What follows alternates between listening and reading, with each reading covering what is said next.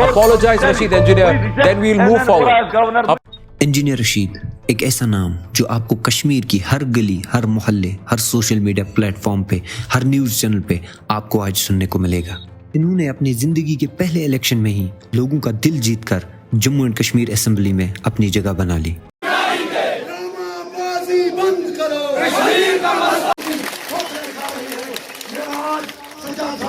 इनके political career में आपको एक बहुत बड़ा कंट्रोवर्शियल कॉन्ट्रास्ट देखने को मिलेगा, जहां कुछ लोगों की नज़र में वो एक बहुत बड़े कैपेबल लीडर हैं जिन्होंने हमेशा कश्मीर और कश्मीरियों की बात की है, और कुछ लोगों की नज़र में वो एक कंट्रोवर्शियल लीडर हैं।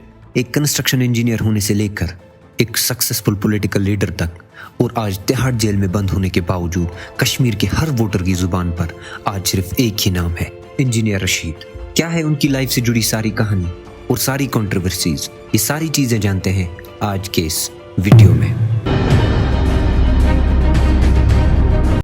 जैसे कि आप सबको मालूम है कि इंजीनियर रशीद साहब पिछले 5 साल से तिहाड़ जेल में बंद है। You are in contempt of the Supreme Court of India. Engineer Rashid Handwara के मावर एरिया में 19 अगस्त 1967 को पैदा हुए। पहले वो एक कंस्ट्रक्शन इंजीनियर थे JKPCC डिपार्टमेंट में, और पॉलिटिक्स में इंटरेस्ट उन्होंने सजाद गनी लोन के फादर अब्दुल गनी लोन की वजह से लिया, और पहले अपने पॉलिटिकल करियर की शुरुआत भी उन्होंने उनका असिस्टेंट बन के की।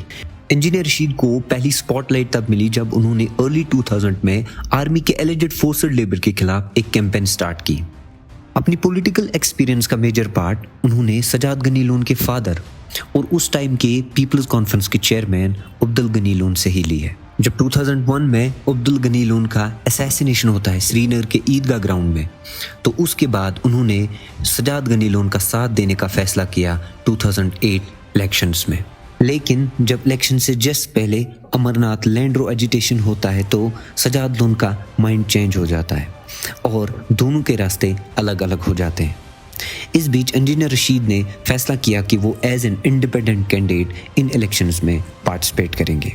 और शॉकिंग बात यहाँ पे ये है कि लंगेट सीट के लिए उन्होंने सिर्फ 17 डेज की कैंपेनिंग करी, और इस सीट को वो सक्सेसफुली यहाँ पे जीत जाते हैं। फिर 2014 के लोकसभा इलेक्शंस में फिर से एक बार जीतकर उनके पॉलिटिकल ब्रांड को एक मजबूती मिली।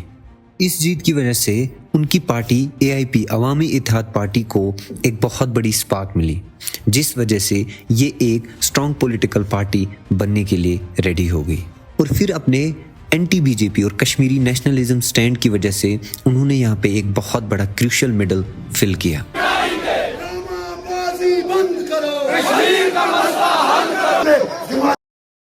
अक्टूबर 7, 2017 को इंजीनियर रशीद फिर से लाइमलाइट में आते हैं जब उन्होंने श्रीनगर में MLA हॉस्टल्स के लॉन्स में एक बीफ पार्टी होस्ट की।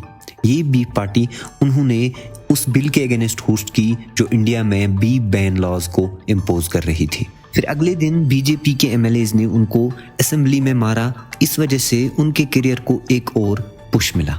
अक्टूबर 9, 2015 को एक कम्युनल हिंदू मॉब ने 2 ट्रक ड्राइवर्स को बीफ ट्रांसपोर्ट करने के लिए मार दिया। इस पर इंजीनियर रशीद ने दिल्ली प्रेस क्लब में प्रोटेस्ट हेल्ड किए, जहां पे उनके चेहरे पे ब्लैक इंक फेंकी गई। उनके चेहरे पर स्याही फेंकी गई है। किसने स्याही फेंकी है, कौन है वो शख्स, इस बारे में कोई जानकारी नहीं मिल पाई है। लेकिन रशीद यहाँ पर एक प्रेस कॉन्फ्रेंस करने के सिलसिले में आए थे एक ट्रक वाले की मौत के बाद। अब 2019 तक आते आते इंजीनियर रशीद की पॉपुलैरिटी कश्मीर में बहुत ज़्यादा बढ़ चुकी थी, और इसी साल 2019 लोकसभा इलेक्शंस में उन्होंने पहली बार पार्टिसिपेट किया, और इन इलेक्शंस में उनको जीत तो नहीं मिली, लेकिन 1 लाख से ज़्यादा वोट्स हासिल करके वो 3rd पोजीशन पे आए। अब इसी साल 2019 में, जैसे आपको पता है, कश्मीर में एक बहुत बड़ा टर्न आता है, द एब्रोगेशन ऑफ आर्टिकल 370, और सारे कश्मीरी पॉलिटिकल लीडर्स को अरेस्ट किया जाता है। अब उनके घर वाले और सपोर्टर्स उनके अरेस्ट को भी बाकियों की तरह नॉर्मली ट्रीट कर रहे थे, बट इसी बीच एक बहुत बड़ी खबर सामने आती है। Engineer Rashid was accused under UAPA। उन पर टेरर फंडिंग के चार्जेस लगाए जाते हैं, जिसमें कहा जाता है कि यासीन मलिक, इंजीनियर रशीद, शबीर शाह, मसरत आलम जैसे लोग डायरेक्ट रिसीवर्स हैं टेरर फंड्स के जम्मू एंड कश्मीर में।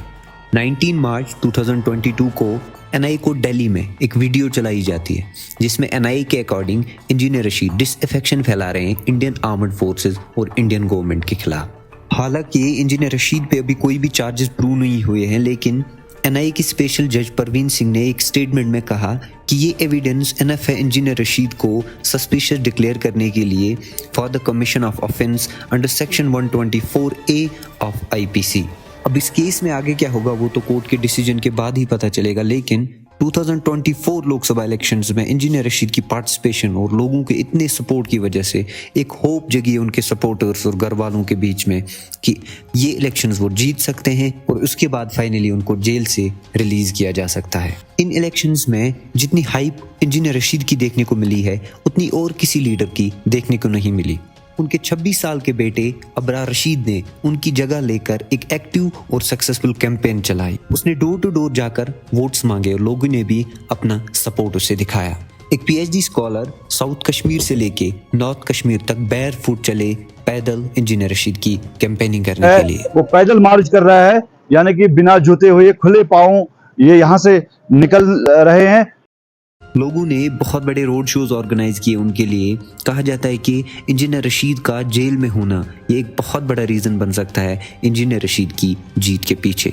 अब ये तो 4 जून को ही पता चलेगा कि ये रैलीज मीनिंगफुल थी या ये सिर्फ सोशल मीडिया हॉटनेस बनकर रह जाएगी। हम उम्मीद करते हैं कि आपको इस वीडियो से उनका एक फेयर इंट्रोडक्शन मिल चुका होगा। आप हमें YouTube और Facebook पे सब्सक्राइब कर सकते हैं ताकि हमारे कंटेंट से आपकी ज़िंदगी में वैल्यू एडिशन हो सके। Thank you. अस्सलाम वालेकुम।